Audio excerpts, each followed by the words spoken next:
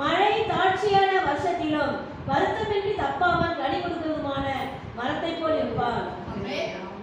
மரத்தை போல் இருப்பார். எப்பேற்பட்ட மரத்தை போல் இருப்பார்? அவர் தண்ணீர் அண்டையிலே நாட்டப்பட்டதும். யார் தண்ணீர் அண்டையிலே நாட்டப்படுவார்கள்? எங்கேயாவது நீங்க பார்த்திருக்கீங்களா? அதாவது ஆற்று பக்கத்துல இல்ல ஏரி பக்கத்துல இல்ல குளத்து பக்கத்துல செடி இருக்குது என்னைக்காவது அது காஞ்சிருக்குமா? காயவே வெயில் காலத்துல கூட அது நல்லா பச்சையா இருக்கு. ஏன்னா அந்த பூமியில அது ஊறி ஊறி ஊறி அந்த இடத்துல அது நல்ல பசுமையாக வளர்ந்து கொண்டிருக்கும். ஒரு கர்த்தருடைய பிள்ளை கர்த்தரையே தன் நம்பிக்கையாக கொண்டிருப்பார் என்று சொன்னால் அவர் எப்படி இருப்பார் என்றால் தண்ணீர் அண்டையிலே நாட்டப்பட்டதான ஒரு மரத்தை போல் இருப்பார். ஹalleluya. அது மட்டுமல்ல, அவருடைய வேர்கள் எல்லாம் எங்கே போகுமா? அந்த கால்வாய் ஓரமாய் தன் வேர்களை விடுகிறது. கால்வாய் ஓரமாய், இந்த கால்வாயில தான் தண்ணி ஓடும். தண்ணி ஓடிக்கொண்டே இருக்கும். இந்த கால்வாய் ஓரமாக தான் அந்த வேர்கள் எல்லாம் அது தானா இழுத்து கொண்டு போய்விடும். ஆமென். நிலத்து பக்கம் வராது, இந்த பக்கம் வராது. எங்க தண்ணி இருக்கோ, எங்க கால்வாய் இருக்கோ, எங்க பச்சையா இருக்கோ, ஈரமா இருக்கோ, அந்த இடத்துல தான் அந்த வேர்கள் எல்லாம் தானா இயற்கை சக்தி போல இழுத்து கொண்டு போய்விடும். கர்த்தருடைய பிள்ளைகளே, கர்த்தர் மேல் ஒருவர் நம்பிக்கை இருப்பார் என்று சொன்னால் நாம் எப்படி இருப்போம்? அந்த கால்வாய் ஓரமாய் வேர்களே. கர்த்தர் மேல் நாம் நம்பிக்கை இருந்தால் நம்முடைய வேரே, நம்முடைய அடிஸ்தானம், நம்முடைய அஸ்திவாரம் எங்கே இருக்கு? கால்வாய் ஓரமாக. இன்னொரு சொன்னால் அந்த கால்வாய் தண்ணீர் பரிசுத்த ஆவியானவருக்கு ஒப்பனையா இருக்கு. சோ நம்முடைய வேரெல்லாம் எப்படி இருக்கு? பரிசுத்த ஆவியானவருக்குள்ளே நாற்றப்பட்டதாக, பரிசுத்த ஆவியானவருக்குள்ளே வேரூன்றி நிற்கிறதாக. யார் ஒருவர் கர்த்தரை நம்பிக்கையாக கொண்டிருக்கிறார்களோ அவர்கள் அசைக்கப்படாதபடிக்கு எந்த வெயில் அடிக்கிற, காற்று அடிக்கிற, மழை வருது, அது என்ன வந்தாலும் சரி, எல்லா சீசன்லயும் அதாவது இலை உதிராதபடிக்கு பச்சையான ஒரு மரத்தை போல ஸ்ட்ராங்கா நிற்கக்கூடியதான ஒரு விசுவாசியாய் கர்த்தர் மாற்ற முடியும். ஹalleluya. ஹalleluya. மரம் என்று சொல்லப்படுகிறது. ஒரு விசுவாசி, அதாவது அந்த விசுவாசி எப்படி இருப்பாரா? ஒரு விசுவாசி கர்த்தரை நம்புவாரானால் தண்ணீர் அண்டையிலே நாட்டப்பட்டது, கால்வாய் ஓரமாய் தன் வேர்களை விடுகிறது, உஷ்ணம் வருகிறதை காணாமல். இலை பச்சையா இருக்கும். கர்த்தர் மேல் நம்பிக்கை ஆமென். உஷ்ணம் வருகிறதை காணவே மாட்டோம். கொரோனா வருகிறதை காணவே மாட்டோம். பசி பட்டினி வருகிறதை காணவே மாட்டாங்க. கொள்ளை நோய் வருகிறதை காணவே மாட்டாங்க. ஹalleluya. என் குடும்பத்திலே இப்படிப்பட்ட பிரச்சனை வந்தது காணவே மாட்டாங்க. ஹalleluya. ஏன்னா பரிசுத்த ஆவியானவருக்குள்ளே வேரூன்றி நாட்டப்பட்டவர்களாய் இருப்பார்கள். ஹalleluya. அவங்க வேரெல்லாம் எப்பவுமே எங்க இருக்கும்? ஆவியானவருக்குள்ள அடங்கி இருக்கும். ஹalleluya. ஹalleluya. உஷ்ணம் வருகிறதை காணாமல் இலை பச்சையா இருக்கிறதும் என்னைக்கும் இலை பச்சையாக இருக்கும். அவட வாழ்க்கையில, அவட குடும்பத்துல, அவட மன விஷயத்துல எல்லாவற்றிலும் பச்சையா இருக்கும். கர்த்தர் மேல் நம்பிக்கை வைக்கிறோம் அப்படின்னா என்ன அர்த்தம்? கர்த்தர் என்னை பாதுகாக்கிறவர், கர்த்தர் என்னை தேவையானதை தருகிறவர், கர்த்தர் என்னை போஷிக்கிறவர், கர்த்தரை ஆதரிக்கிறவர், கர்த்தர் எனக்கு தேவையான பணத்தை கொடுக்கிறவர். ஹalleluya. பணம் இல்லைன்னு நம்ம சோர்ந்து போக மாட்டோம். ஐயோ எனக்கு இது இல்லையே நம்ம சோர்ந்து போக. ஏன்னா எனக்கு இது இல்லாமட்டி கூட கர்த்தர் இதெல்லாம் எனக்கு கொடுத்திருக்காரு. எனக்கு தேவை வரும்போது கர்த்தர் கொடுப்பார். ஏன்னா அவர் நம்முடைய நம்பிக்கை கர்த்தர் மேலே இருக்கிறது. நானுக்கு நல்ல வீடு இல்லையே நாம் துக்கப்பட மாட்டோம். இப்போ கர்த்தர் என்ன இந்த வீட்டுல வச்சிருக்கார். ஒரு நாள் வரும் கர்த்தர் என்னை ஆசீர்வதிப்பார். ஆமென். ஹalleluya. யார் கர்த்தர் மேல் நம்பிக்கை இருக்கிறவர்கள். அந்த இலை பச்சையாவே இருக்கும், இலை வாடியே போகாது, இலை காஞ்சியே போகாது. ஏன்னா அவங்களுக்கு நல்ல தெரியும். பணம் இல்லை, ஐயோ எனக்கு இப்படி ஆயிப்போச்சு, சோர்ந்து போக மாட்டாங்க. ஏன்னா கர்த்தர் மேல் நம்பிக்கை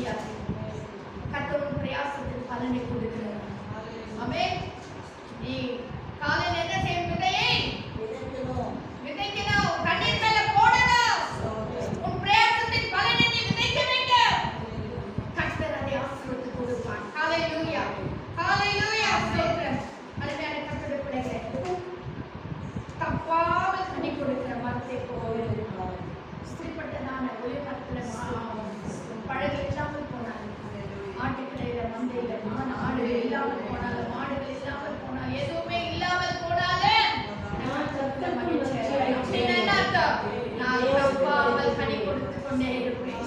என் தேவனுக்குள் நான் கனி கொடுத்து கொண்டே இருப்பேன். ஹalleluya. வருத்தமின்றி தப்பாமல் கனி கொடுக்கிறதான ஒரு கர்த்தருடைய பிள்ளை. கனி என்றால் என்ன? ஆவிக்குரிய கனிகள். நாம் சோர்ந்து போக மாட்டோம், நாம் துக்கப்பட மாட்டோம். கர்த்தருக்காக நான் எழும்பி பிரகாசிப்பேன். கர்த்தருக்காக நான் கனி கொடுத்து கொண்டே இருப்பேன். கர்த்தருக்காக நான் ஜெபத்தில் உட்காருவேன், நான் மன்றாடுவேன், உபவாசிப்பேன், அன்பிலே நிலைத்திருப்பேன், தாழ்மையிலே நிலைத்திருப்பேன். எல்லா கனிகளையும் நான் கொடுத்து கொண்டே இருப்பேன். கர்த்தரை தம் நம்பிக்கையாக கொடுக்கிற பிள்ளைகளுக்கு கர்த்தர் கொடுக்கிற ஒரு சாட்சி. கர்த்தர் கொடுக்கிற ஒரு வாக்கியம் எதுவுமே இல்லாம போனாலும் கர்த்தர் தம்முடைய பிள்ளைகளுக்கு கொடுக்கிற ஆசீர்வாதங்கள். வாசிங்க ஆதியாகமம் 26ஆம் அதிகாரம். ஆதியாகமம் 26ஆம் அதிகாரம் 2-3 வசனங்கள். ஆதியாகமம் 26 2-3 வசனங்கள். ஆபிரகாமின் நாட்களில் உண்டான பஞ்சத்தை அல்லாமல் இன்னும் ஒரு பஞ்சம் தேசத்தில் உண்டாயிற்று. அப்பொழுது ஈசாக்கு பெலிஸ்தருக்கு ராஜாவாகிய அபிமெலேக்கினிடத்தில் கேராருக்கு போனான். ஆமென். 2ஆம் வசனம். கர்த்தர் அவனுக்கு தரிசனமாகி, நீ எகிப்துக்கு போகாமல் நான் உனக்கு சொல்லும் தேசத்திலே குடியிரு. ஆமென். பெரிய பஞ்சம். எப்பவுமே நம்ம ஆபிரகாமை குறித்து தான் வாசிக்கிறோம். ஆபிரகாமின் மகனாகிய ஈசாக்கை குறித்து இந்த இடத்துல சொல்லப்படுகிறது. என்னவா? மீண்டும் ஒரு பெரிய பஞ்சம் வந்தது. அந்த பஞ்சத்துல அவர் என்ன செய்யறாருன்னா, ஆண்டவர்கிட்ட கேட்கும்போது ஆண்டவர் சொல்றாரு, கர்த்தர் அவனுக்கு தரிசனமாகி, நீ எகிப்துக்கு போகாமல் நான் உனக்கு சொல்லும் தேசத்திலே குடியிரு. இந்த ஈசாக்கு கேள்வி கேட்கவில்லை. ஏன் ஆண்டவரே எங்க போய் குடியிருக்க சொல்றீங்களே? நான் எப்படி ஆண்டவரே இருக்கிறது? அதுதானே நல்ல தேசம். எதுவுமே ஈசாக்கு கர்த்தரிடத்துல கேட்கல. கர்த்தரையே தன் நம்பிக்கையாக கொண்டு கர்த்தர் சொன்ன வாக்கையை நம்பி அவர் என்ன செய்கிறார்? அந்த தேசத்திலே குடியிருந்தார். நான் உன்னோட இருந்து உன்னை ஆசீர்வதிப்பேன். நான் உன்னோடு இருந்து உன்னை ஆசீர்வதிப்பேன். நான் உனக்கு உன் சந்ததிக்கும் இந்த தேசங்கள் யாவையும் தந்து ஆமென். உன் தகப்பனாகிய ஆபிரகாமுக்கு நான் இட்ட ஆணையை நிறைவேற்றுவேன். ஆமென். ஆணையை நிறைவேற்றுவேன். அப்போ கர்த்தர் சொன்ன வாக்குத்தத்தத்தை நம்பிக்கையாக கொண்டு அவர் மேல் பற்றுதலா இருந்து அந்த ஈசாக்கு என்ன செய்கிறார்? 12ஆம் வசனம்.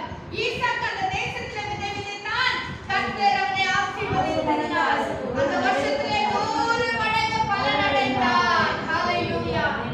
சோ கர்த்தரையே நம்பி இருப்போம் என்று சொன்னால் 100 மடங்கு ஆசீர்வாதங்களை நாம் பெற்றுக்கொள்ள முடியும். கர்த்தருடைய பிள்ளைகளே, கர்த்தரை நாம் பற்றிக்கொள்ள வேண்டும். மனுஷரை அல்ல. எரேமியா புத்தகத்தில் கீழே மேலே வாசிக்கிறோம். மனுஷனை நாம் நம்பிக்கை வைத்து தன் மனுஷனை தன் புயபலமாக்கி கொண்டிருக்கிற மனுஷன் சமைக்கப்பட்டவன். அவன் வேண்டாம். அந்த கதை நம்மளுக்கு வேண்டாம். நமக்கு பாக்கியமுள்ள பிள்ளைகளாக, சாட்சியுள்ள பிள்ளைகளாக, கர்த்தர் மேல் பற்றுதலா இருக்கிற பிள்ளைகளா இருக்க கர்த்தர் இருக்க செய்யட்டும். 2ஆவதாக வாசிங்க யோபின் புத்தகம் 19ஆம் அதிகாரம் 25ஆம் வசனம்.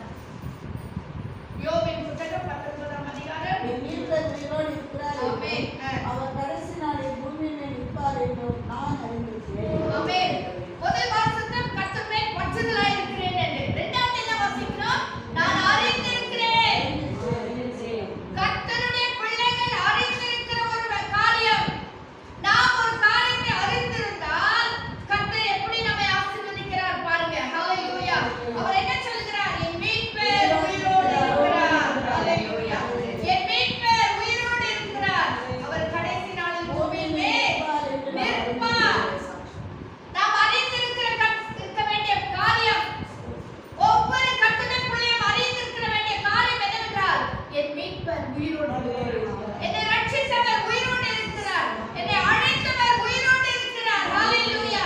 என்னை தெரிந்து கொண்டவர் உயிரோடு இருக்கிறார். ஹalleluya. இதை நாம் அறிந்து கொள்வோம் என்று சொன்னால் அவர் சொல்றாரு, இந்த என் தோல் முதலானவைகள் அழிந்து போனாலும், இந்த தோல் முதலானவைகள் அழிந்து போனாலும், என் சரீரமே அழிந்து போனாலும், எனக்கு இருக்கிற எல்லாமே அழிந்து போனாலும், அவர் என்ன சொல்றார்? நான் என் மாம்சத்தில் இருந்து தேவனை பார்ப்பேன். நான் பார்ப்பேன். ஹalleluya.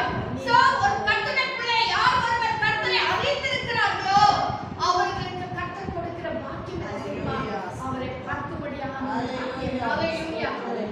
ஏழை லாசரு, பணக்காரன் ஏழை லாசரு குறித்து நமக்கு நல்லா தெரியும்.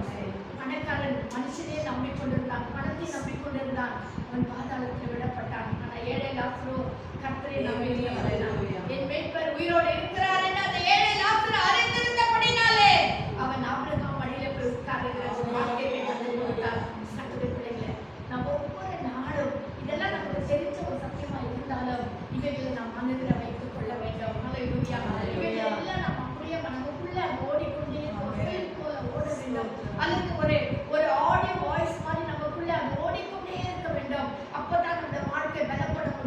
அப்பதான் நாம் ஒவ்வொரு நாளும் வெற்றியாக நாம் நடத்த முடியும். ஹalleluya.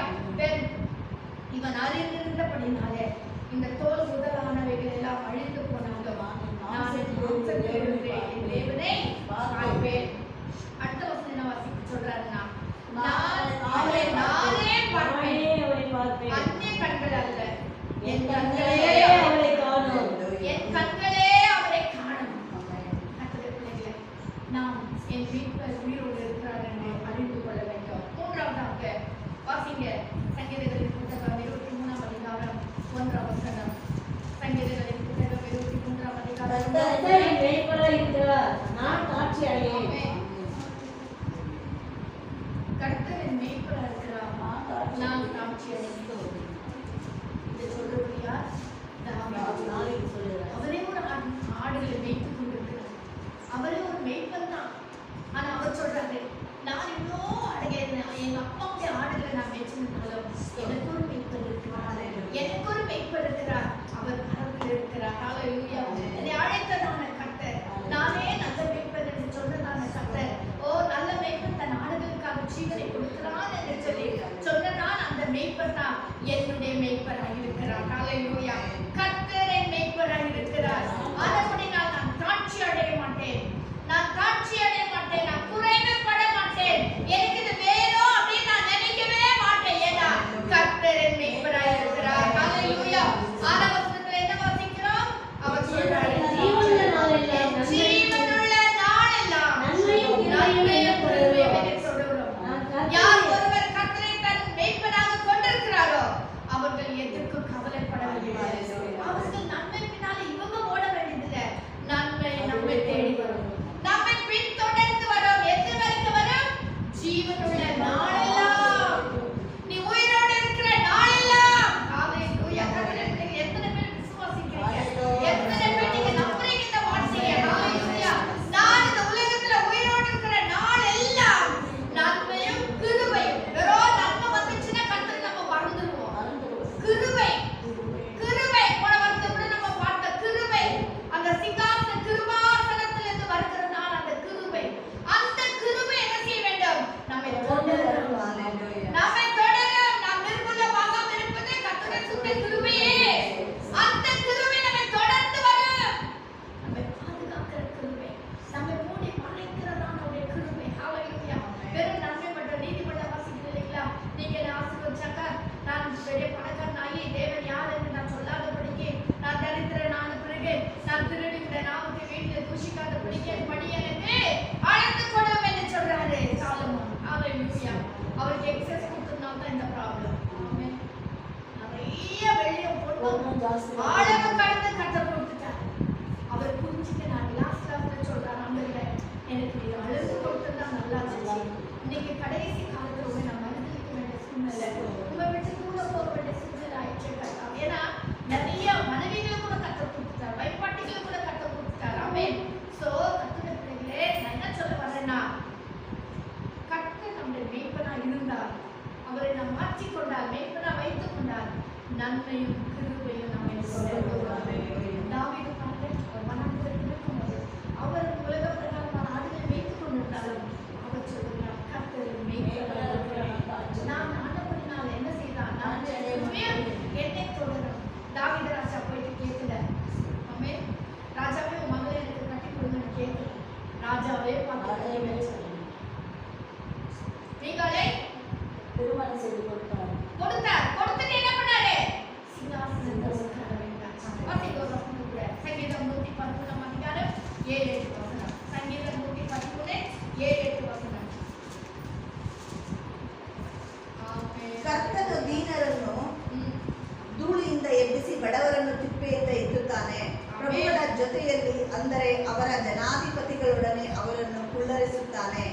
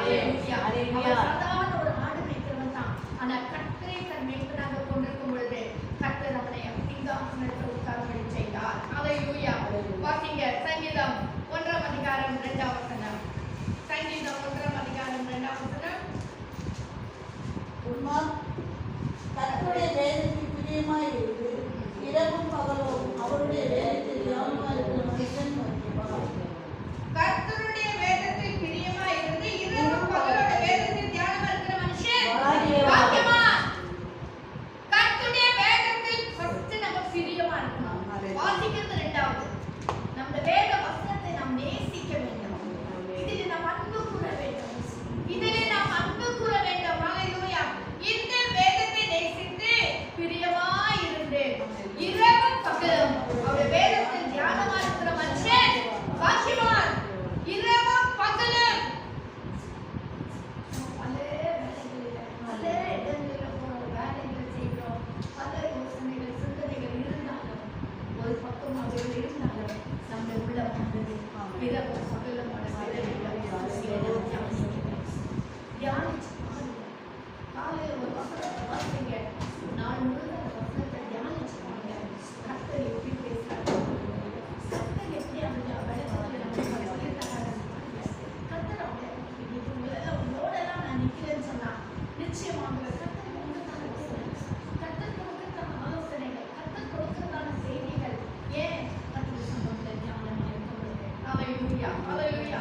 சில நேரத்தில் தூக்கத்துல கூட எழுந்து நான் எழுதி வச்சு படிப்பேன். ஏன்னா அந்த வசனத்தை கர்த்தர் தரும்போது உடனே எழுந்து லைட் போட்டு அந்த வசனத்தை எழுதி வச்சு நான் படிப்பேன். கர்த்தர் இல்லை, கர்த்தர் வசனத்தில் தியானமா இருக்கும்போது கர்த்தர் எப்போ நம்மோடு பேசிக்கொண்டே இருக்கிறார். அவர் பேசிக்கொண்டே இருப்பார். நீங்க பிக்சர்ல வேலை செய்தாலும் சரி, ஆபீஸ்ல இருந்தாலும் சரி, எந்த வேலையில் ஈடுபட்டிருந்தாலும் கர்த்தர் வேதத்தில் தியானமா இருக்கிற மனுஷன் பாக்கியவான். அது மட்டும் இல்லை, அப்படி தியானமா இருக்கிற மனுஷனுக்கு கர்த்தர் கொடுத்த ஆசீர்வாதம் இருப்பாங்க. அவன் நேர்காலத்தில் ஓரமாய் நடக்கிறது தன் காலத்தில் தன் கண்ணியை வேதத்தை வாசிக்க, வேதத்தில் பிரியமாயிருந்து இரவும் பகலும் அவன் வேதத்தில் தியானமா இருக்கிற மனுஷன் எப்படி இருப்பான்?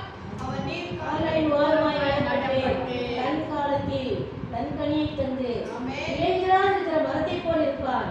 அவன் செய்த எல்லா வாய்க்கும். தற்காலத்திலே தன்கனியே தருவான். ஆமென்.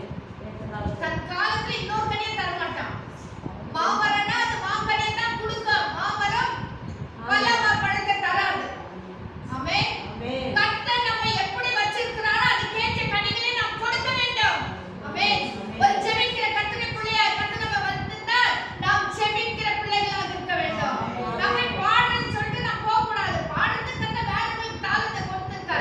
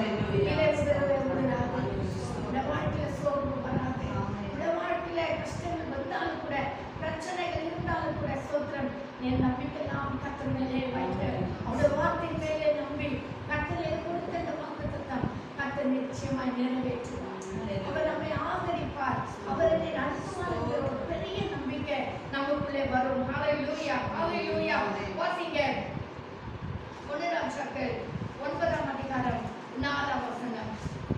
1 ராஜாக்கள் 9ஆம் அதிகாரம் 4ஆம் வசனம். நான் உனக்கு கட்டளையிட்ட எல்லாவற்றையும் நீ செய்து என் கட்டளைகளையும் என் நியாயங்களையும் கைக்கொள்ளும்படிக்கு என் சமூகத்தில் மன உத்தமும் செம்மையுமாய் உன் தகப்பனாகிய தாவீது நடந்தது போல நடப்பாயானால் இஸ்ரவேலின் சிங்காசனத்தின் மேல் உட்காரும் புருஷன் உனக்கு இல்லாமல் போவதில்லை என்று. ஆமென். தகப்பனாகிய தாவீதோடு நான் சொன்னபடியே இஸ்ரவேல் மேல் உள்ள உன் ராஜ்யபாரத்தின் சிங்காசனத்தை என்றென்றைக்கும் நிலைக்க பண்ணுவேன். ஆமென். என்ன சொல்றாரு?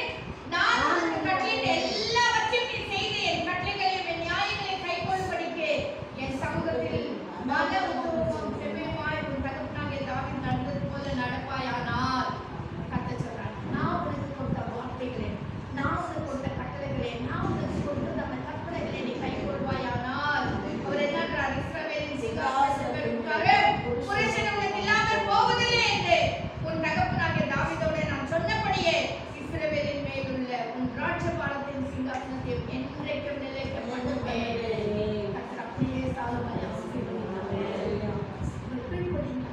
அதாவது 8ஆம் அதிகாரம் 58ஆம் வசனத்துல பாருங்க. 8ஆம் அதிகாரம் 58ஆம் வசனம். நாம் அவருடைய வழிகளில் எல்லாம் நடத்துகிறோம். அவர் நம்முடைய பிதாக்களுக்கு கட்டளையிட்ட அவருடைய கற்பனைகளையும் அவருடைய கற்பனைகளையும் அவருடைய கட்டளைகளையும் நம்முடைய இருதயத்தை தம்மிடத்தில் சாய பண்ணுவாராக. ஆமென். ஹalleluya. அது 21ஆம் வசனத்துல என்ன வாசிக்கிறோம்? ஆதலால் இந்நாளில் இருக்கிறது போல நீங்கள் அவர் கட்டளைகளில் நடந்து அவர் கற்பனைகளை கைக்கொள்ள உங்கள் இருதயம் உங்களுடைய தேவனாகிய கர்த்தரோடு உத்தமமாய் கடவுளே. இதை யாருக்கு சொல்றாரு? சாலமோனுக்கு சொல்லி சாலமோன் ஜனங்களுக்கு சொல்றாரு. அந்த வார்த்தைகளுக்கு நாம் கீழ்ப்படிவோம், அந்த வார்த்தைகளுக்கு கேட்போம், தேவனுடைய நியாயங்களை கட்டளைகளை நாம் கைக்கொள்வோம், அவருடைய வேதத்தில் பிரியமாய் இருப்போம், இரவும் பகலும் என்ன செய்வோம்? கர்த்தருடைய வேதத்திலே தியானமாய் இருப்போம் என்று சொல்லி சாலமோன் சொல்றார். ஹalleluya. இதை சொன்ன உடனே அவர் என்ன சொல்றார்? 8ஆம் அதிகாரம் 1ஆம் வசனத்துல பாருங்க. சாலமோன் கர்த்தருடைய ஆலயத்தையும் ராஜ அரண்மனையும் தான் செய்ய வேண்டும் என்று விரும்பின எல்லாவற்றையும் கட்டி முடித்த பின்பு, என்னன்னா தெய்வாலயத்துல செய்யணும் எல்லாவற்றையும் செஞ்சு முடிச்ச பிறகு கர்த்தர் கிபியோனிலே சாலமோனுக்கு தரிசனமானது போல 2ஆம் தரமும் அவனுக்கு தரிசனமானார். கர்த்தர் அவனை நோக்கி, என் சமூகத்தில் செய்த உன் விண்ணப்பத்தை உன் வேண்டுதல்கள் கேட்டேன். என்னவா கேட்டேன்? நீ கட்டின இந்த ஆலயத்திலே என் நாமம் என்றென்றைக்கு விளங்குவதற்காக அதை பரிசுத்தமாக்கினேன். என் கண்களும் என் இருதயம் என்னாலும் இங்கே இருக்கும். இப்போ இந்த அதிகாரத்தை நான் வாசிக்கும் போது சாலமோன் என்ன செய்றாரு? இப்போ எல்லாம் கட்டி முடிச்ச பிறகு போயிட்டு உடன்படிக்கை பெட்டியை கொண்டு வாங்க. என்ன சொல்றாரு? கர்த்தருடைய ஆலயத்தையும் ராஜ அரண்மனையை தான் செய்ய வேண்டும் என்று விரும்பின எல்லாவற்றையும் கிபியோனிலே சாலமோனுக்கு தரிசனமாக்கி இந்த அதிகாரத்திலே நாம் வாசிக்கிறோம். நீ போயிட்டு என்ன செய்யணும்? இந்த உடன்படிக்கை பெட்டியை கொண்டு வந்து கர்த்தருடைய ஆலயத்துல வைக்க வேண்டும் என்று சொல்லி சாலமோன் கட்டளையிடுகிறார். அப்போ அந்த உடன்படிக்கை பெட்டியில என்ன இருக்கு?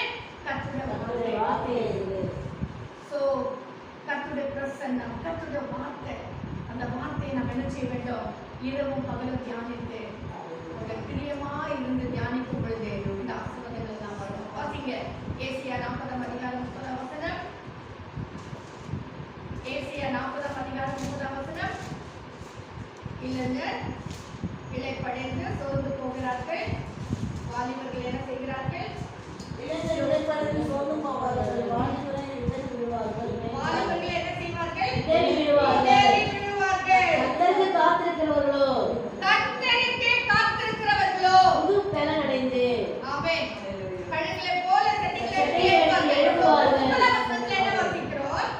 இளைஞர் இளைப்படைந்து சோர்ந்து போவார்கள், போவார்கள், வாலிபரும் இடறி விடுவார்கள். ஆனால் கர்த்தருக்கு கர்த்தருக்கு காத்திருக்கிறவர்களோ புது பலன் வாலிபர்கள் அடைந்து வாலிபர்கள் இளைஞர் என்னால முடியும், நான் சாதிச்சிருவேன், எனக்கு எல்லாம் தெரியும், எனக்கு எல்லாம் முடியும். இன்னைக்கு வாலிபர்கள் அப்படிதான் பேசுறாங்க. அப்பா எல்லாம் சொன்னா கீழ்ப்படியல, என்ன மாமி எனக்கு எல்லாம் தெரியும், விடுங்க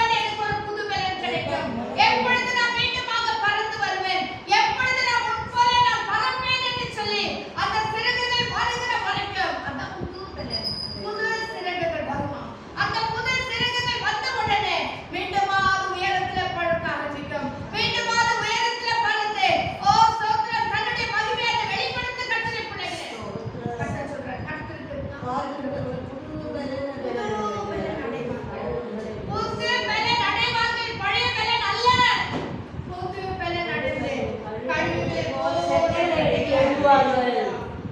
அவர்கள் ஓடினாலும் இளைப்படையார்கள். செட்டைகளை அடித்து எழுப்புவார்கள், எழுப்புவார்கள். ஆமென். இவ்வளவு நாள் அந்த கழுகு எங்க இருந்துச்சுன்னே தெரியல. அது அமைதியா இருந்துச்சு, இருக்கிற இடம் தெரியாம. கர்த்தருடைய பிள்ளையே, சில நேரங்கள் வரும், நாமும் இருக்கிற இடம் தெரியாம அமைதியாய் காத்திருக்க வேண்டியது. ஹalleluya. கேட்பாங்க, என்ன சிஸ்டர் உங்களை பார்க்கறதே இல்ல, என்ன சிஸ்டர் நீங்க சைலண்டா இருக்கீங்க, என்ன சிஸ்டர் இப்படி? ஆமா, அந்த நேரம் வர வரைக்கும் நம்ம அமைதியா இருக்க வேண்டும். அந்த நேரம் வர வரைக்கும் நாம் தேவ சமூகத்துல காத்திருக்க வேண்டியது அவசியம். நம்முடைய செயல்பாடுகள், நம்முடைய பேச்சுகள் எல்லாம் ஒதுக்கி வைத்து அமைதியாய் கர்த்தர் சமூகத்தில் இருக்க வேண்டும். நாம் அப்படி இருக்க வேண்டும். ஹalleluya. செட்டைகளை அடித்து எழுப்புவார்கள். அந்த புது பலன் வந்துச்சுனா, ஸ்தோத்திரம். அந்த புது இறகுகள் வந்துச்சுனா, அவர்கள் ஓடினால் இளைப்பட மாட்டார்கள், நடந்தால் சோர்ந்து போக மாட்டார்கள். இப்போ அந்த கழுகுக்கு புது பலன் வந்துச்சுங்க, புது இறகுகள் வந்துச்சு. இப்போ அது எவ்வளவு தூரம் பறந்தாலும் அது சோர்ந்தே போகாது. ஆமென். அது நடந்தாலும் இளைப்படையும். கர்த்தருடைய பிள்ளைகள் அப்படிதான். அந்த வாழ்க்கையில கர்த்தருக்கு காத்திருக்கும் பொழுதே நாம் எவ்வளவு ஓடினாலும் நமக்கு சோர்வே வராது. சிலரை பார்க்கும்போது நினைப்பீங்க, இவங்க என்ன செஞ்சுட்டே இருக்காங்க, இவங்க என்ன ஓடினே இருக்காங்க, ஆனாலும் நல்லா இருக்காங்களே.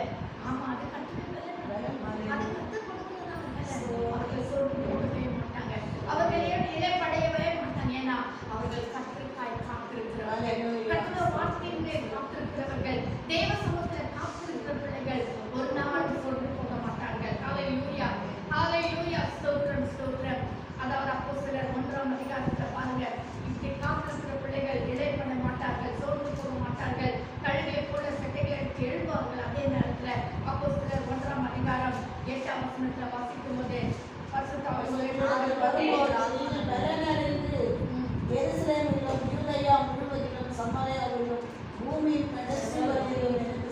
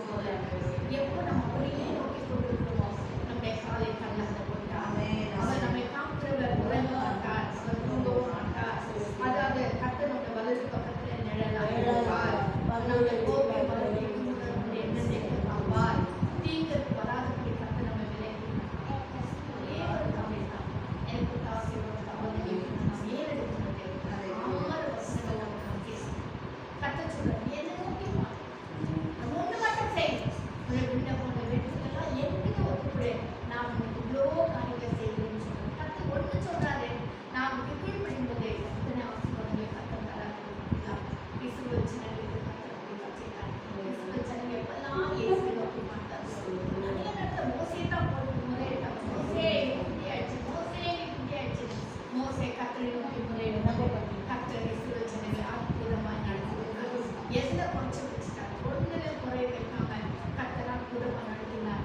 உன்னை எல்லாத்தையும் விலக்கி அப்படியே இஸ்ரவேல் ஜனங்களை காத்து வந்தார். அவர்கள் போகி வந்து எந்த அப்படிதான் கர்த்தர் காத்து வந்தார். உன்னை காக்கிறவர் ஒருவரில் பகலில் வெயிலாகிலும் இரவிலும் நிலவாகிலும் உன்னை சேதப்படுத்துவது இல்லை. அப்படிதான் இஸ்ரவேல் ஜனங்களை கர்த்தர் காத்து வந்தார். ஹalleluya. பகலிலே மேகஸ்தம்பம், இரவில் அக்கினி ஸ்தம்பத்தை கொடுத்து கர்த்தர் பாதுகாத்து வந்தார். கர்த்தர் பிள்ளைகளை நம்முடைய ஆண்டவரே இவ்வளவு நல்லவர் என்று ஹalleluya. ஒரு காலத்துக்கு நம்ம கீழ்ப்படியும்போது கர்த்தர் மேல் நம்பிக்கை வைக்கும்போது சொன்ன எல்லா ஆசீர்வாதங்களையும் கர்த்தர் தருகிறார். என் மீட்பர் உயிரோடு இருக்கிறார் என்று நான் அறிந்திருக்கும் பொழுது அந்த நானே கர்த்தரை பார்க்க முடியாத கிருபை கர்த்தர் தருகிறார்.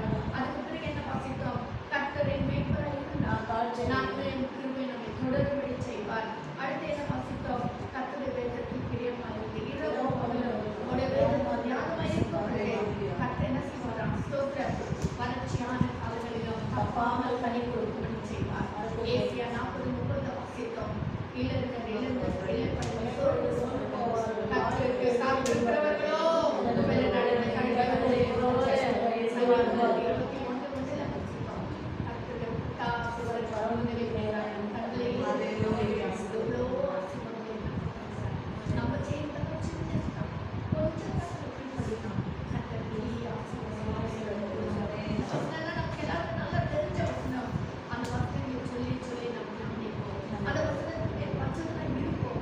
வசனங்கள் அதிகமாக நம்ம வாயில சொல்றது மட்டும் இல்லை, உள்ளத்துல இருந்து ஸ்தோத்திரம்.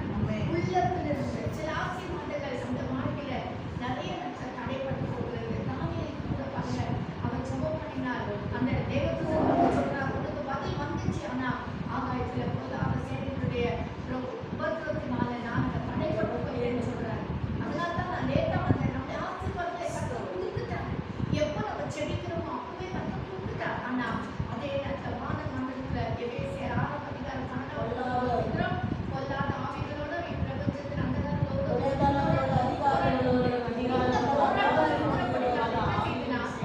ஆசீர்வாதங்கள் எல்லாம் அப்படியே வந்து நிற்குது. இதை நம்ம பெற்றுக் கொள்ளணும்னு சொன்னா வசனத்துல தியானம்